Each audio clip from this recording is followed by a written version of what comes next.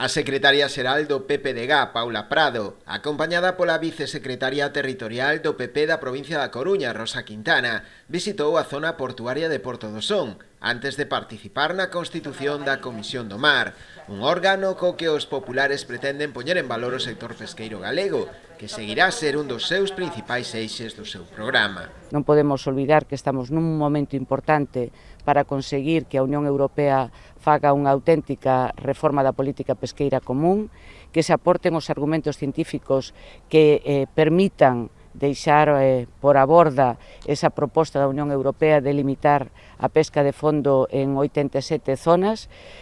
tamén pois que o Estado reflexione á hora de facer esa lei de pesca sostible, que entendemos que ten algunhas eivas importantes e con algún riesgo para o futuro do sector. Nos pretendemos que toda a cadena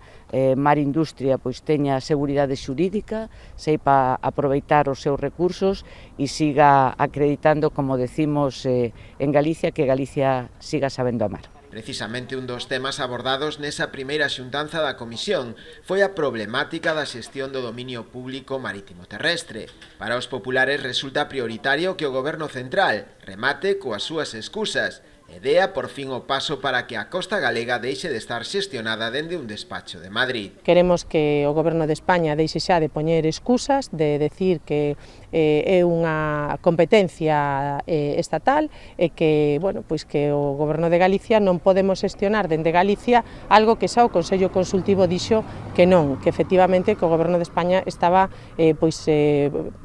xestionando unha competencia que non lle correspondía. Non é preciso modificar o Estatuto da nosa comunidade autónoma para que Galicia xestione o dominio público marítimo terrestre,